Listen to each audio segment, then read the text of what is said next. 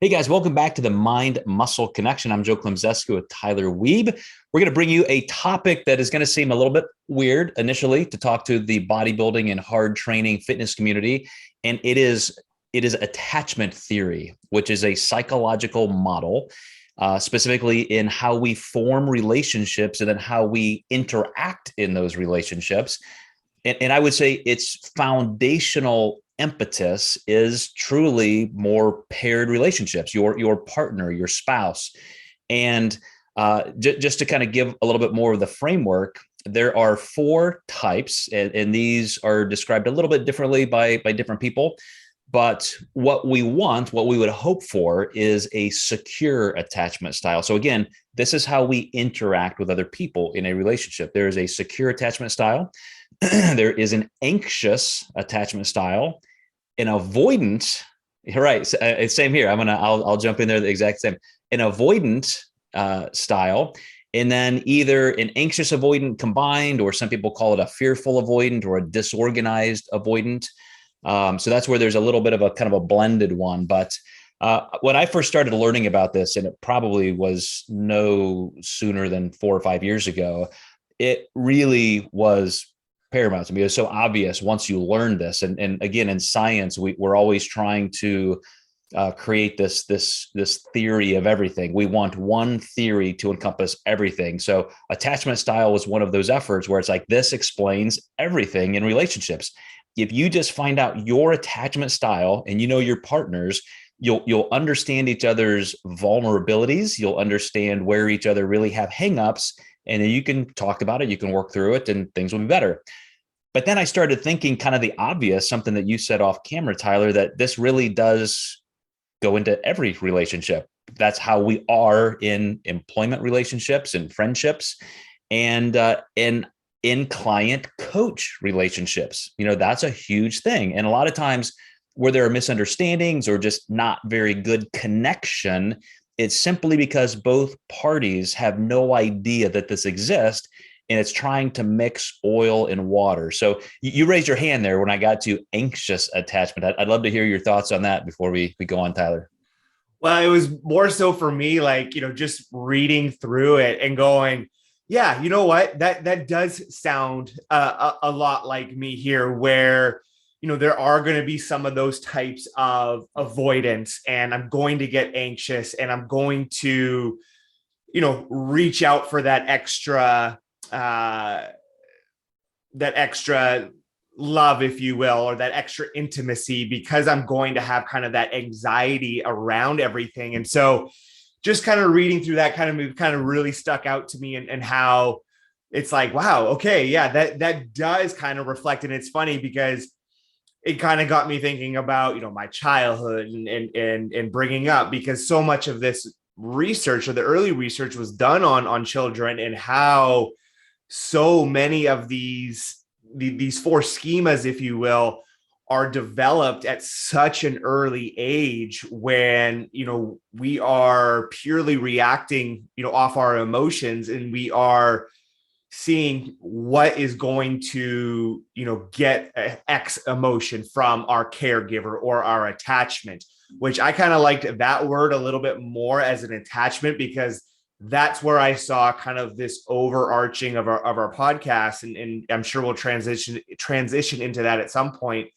But how we can just develop and get onto these certain attachments, whatever it might be. And so we can almost start to bring that caregiver attachment like into these other attachments, and start to get like our comfort from that, and then our tribe that surrounds that. And so that's where that really kind of got me interested in just how much this permeates not just our intimate relationships with people, but I think we also now transfer that over into like our ideologies and how we see ourselves within our environment.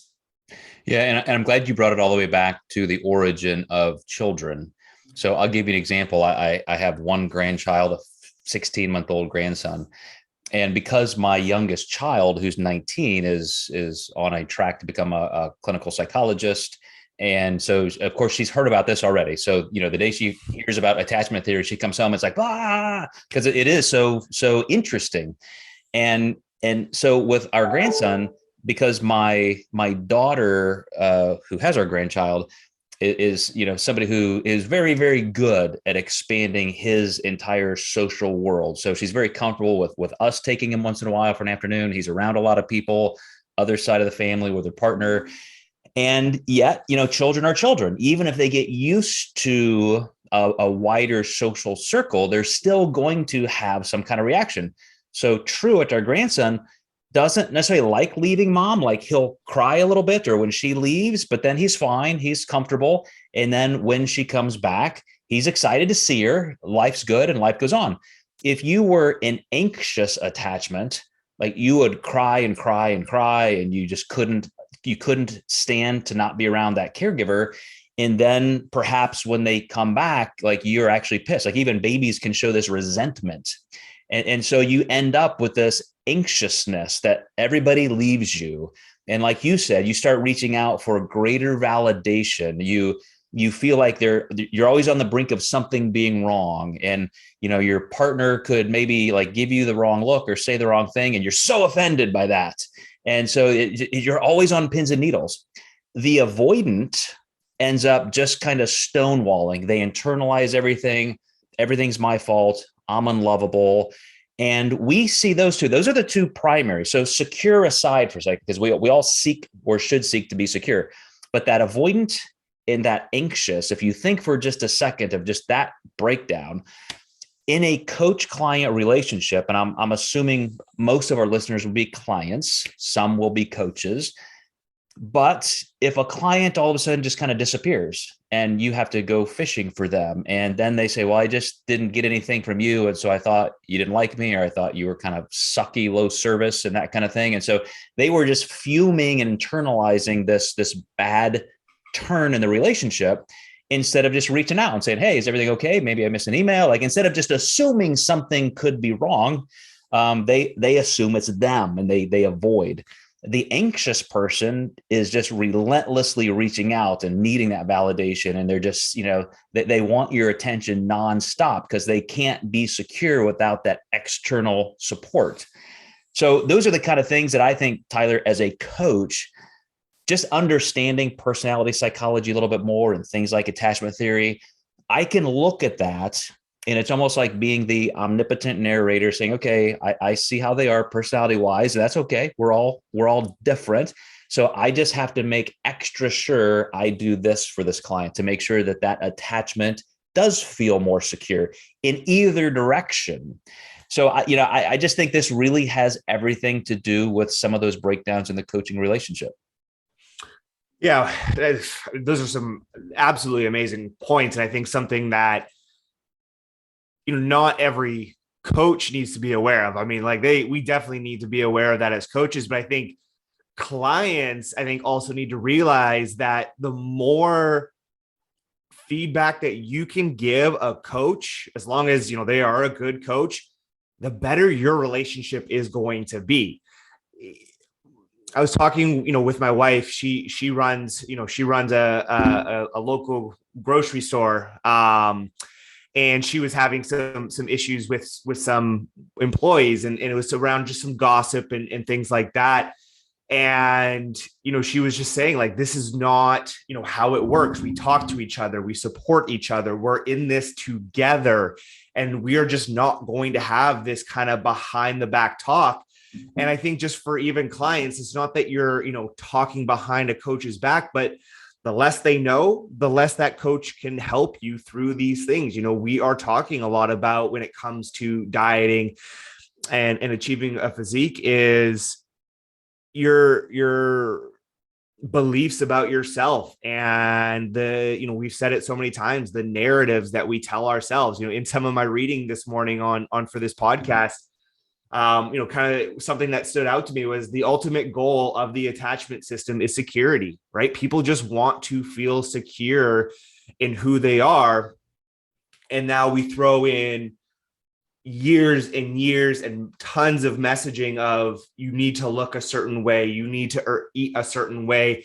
And so now we're developing even further insecurity, within this realm. And so just as we come together and have this like blending of the coach client relationship, I think just having that, being able to give that security to those clients is paramount to that coach client relationship, because that's all people are really looking for, right? Like, people just want to be liked. People just want, well, maybe not everyone, but the majority of people, right? We want to be loved. We want to know that we're doing a good job. We want to know that we're moving in the right direction with our goals. And if you're the coach and, you're just kind of, here's macros, here's cardio, and that's it, you are missing out on 80% of a coaching job. Like, giving out macros and cardio and training, that's easy. Like, that's the easy stuff. It's diving into that person's psychology and how they view themselves and, what is holding us up from achieving that goal. It typically isn't, they'll say because, I'm not hitting my macros, but it's why are we not hitting your macros, right? Like that, there is a big difference there, because how many times, have we go, well, I'm going to start on Monday. I know I'm going to do this or I'm going to do that, and things never really materialize. Well, probably not because we're lazy. It's because, something there is holding us back from doing that, whatever it might be. So really having that, open conversation and that open-mindedness, with that client is huge. And I think for myself, as a coach, one of the most important things that I think unconsciously started to come about over the last few years and over the last little bit, I've been conscious of it, is that I've got nothing to hide. Like, here I am. This is who I am. This is, my view on things when we talk about something. By no means do I have all of the answers. All I have is my experience, but I like to think that I've put a lot of time and effort and thought process into my experience, and to try and be able to talk about it in a manner where, maybe someone can get something out of it. So I think just even, bringing out your own security for other people to see can start to foster some of that security, because they see you like, oh, this person has nothing to hide. They're not, trying to be someone different. They're, pouring their heart out to me, if you will. And I think, yeah, once you can kind of start to establish that relationship, that's going to become a lot more two-way. So again, as the coach, you may want that from your clients, and some clients will certainly give that to you without you prodding. Okay. But from what just my experience, you have to poke and prod. You have to show that you're willing to come to the table as your, with your weaknesses, for the client to start to share their own weaknesses, because no one likes to be uncomfortable. No one likes to share their innermost struggles, that we do tend to kind of hold on to them quite a bit. So yeah, that's something that has really kind of cropped up for me over the last few months in just in my coaching and in generally in life. Well, that's one of the reasons why I connect with you so well in this arena. And I wanted to do this entire podcast together. When we were working together in a coaching mentorship capacity, and you said the one thing you want to be known for, if this is what your entire business is predicated on, and this is what everybody thinks of when they think of Tyler Wiebe, it's service, it's connection, it's going that extra mile, it's giving people some kind of partnership that they just can't get anywhere else. And I was probably faster than ever really coming around to understanding that, because in my younger coaching days, I was very much a technocrat. I'm an introvert by nature, which means I don't even want that much connection, some and sometimes, but not all the time. And I need to step away to recharge. So I'm not automatically in people's faces. And I just got too busy too fast. So all of a sudden I'm working with 300 clients at a time. I'm, working 18 hours a day, 7 days a week. And I'm, my email communication with clients was just a job, a nonstop avalanche of a job. When I was able to pull back and say, okay, I can't do this forever. I can't do it any longer. I need to pull back in some ways, reorganize my time. Now that I only work with about 50 clients at a time, and I work with more coaches as well, I can just sit back and have a lot of depth with clients. And the reciprocal response from that is overwhelming. And you said something, Tyler, that I think is really tremendous. You said the client also has a responsibility. The client may actually be the more emotionally intelligent in this coaching relationship. And maybe the client needs to realize, okay, this is the way my coach is. I need to do this to craft the relationship in the direction I want it to go. Either way, it's nice to have that communication, even if it's not on this level. You don't have to say your attachment side is this, or attachment bent. You just have to have these conversations and say, this is what I really need from you. And I often even ask my clients that. It's very rare that I don't end formal check-ins and communication with clients by saying, how can I best help you? What can I do for you this week that would be the most practical thing? And again, like, such a difference from me as a coach 20 years ago, but I feel better. I feel more human. I think I'm creating better relationships. And I think that shows in what I've created with clients most recently. Yeah, that's good. I'm gonna start asking that at the end of my check-ins now. I go, let me know if there's anything you need, but I think people will, don't want to almost bother you with that. But when you ask, what can I help you with? That all of a sudden now brings down a barrier of like, oh, like, I don't want to be needy. Oh no, like they're genuinely interested in wanting to help me. So that's a good one. I'm definitely going to have to incorporate that into my check-ins. But yeah, I think it's, and we do it so unconsciously too, right? I mean, we've learned these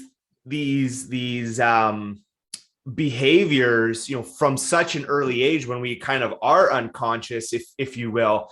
And, one of just kind of, my questions that I had as I was reading through everything this morning was, how many adults, get past that unconscious phase?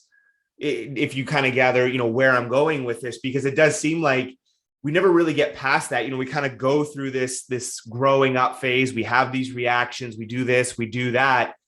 And then it never seems to really change. And so we then now get into these, these tribes and these places where, we feel super comfortable in, without even really realizing it and really understanding kind of the full breadth of why we're doing what we're doing. And so it kind of just made me come back to the point, and maybe we might have talked about this in previous podcasts, is, man, everyone should be seeing a therapist in some capacity, because, really being able to like truly understand yourself through this, like, you have to do, again, like, the dirty work and the hard work, because I don't think that you can bring that security as a coach without having that security within yourself. And it's not that it's one day you flip the switch and you feel secure. Like, you are going to have to put in that work, and it's going to be a constant thing that you're having to continually working at. But, I would feel that there's a certain level that a coach should be at to provide that type of service in their own journey of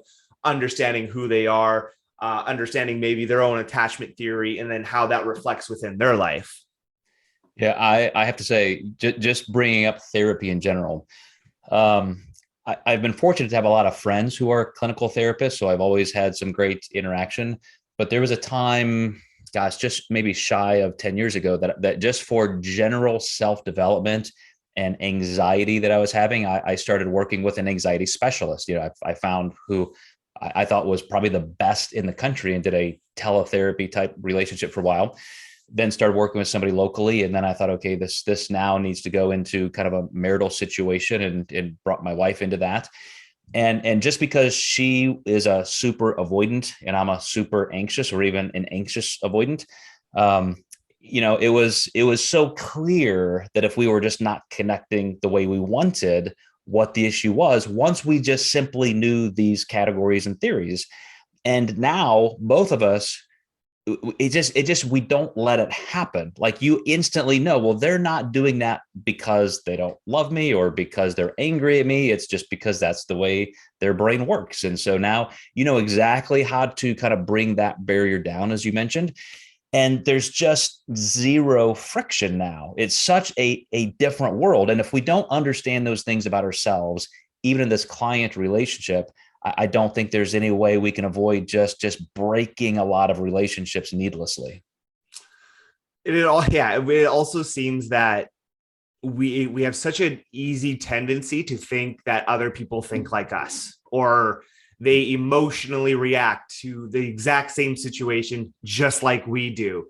And so there is that also disconnect of being able to fully understand that, you know, you could have the exact same experience but have completely different reactions to it based upon, you know, that person's environment of growing up in and how they reacted, you know, to those things. Because temperament of a baby, a toddler, that has something to do with it as well, and temperament is going to be different in everyone. And so it's such a multi-layered, complex situation, because I think that you can also change that, right? I think you can make those efforts and that work to change the way you react, and you can change your, you know, your attachment schema, if you will, to be something a little bit different. You know, you're probably always going to have to deal with that initial reaction. I don't think that's going to ever really go anywhere. That's always going to be your initial reaction. But again, we kind of circle back to understanding that, knowing that initial reaction is happening because of X. Let's take that gap. I think every podcast we've talked about that gap. Exactly what I was thinking. Yeah. Take that little pause and then go forth. Yep. Yep. Perfectly said. I'm gonna stop us there. Everybody listening or viewing, tons of information on YouTube. You could just type in attachment theory, some great books. Again, I don't think it's all we need to know about relationships and psychology and personal development, but it is a massive part of it. So hope you guys enjoyed. We will see you next time in the Mind Muscle Connection.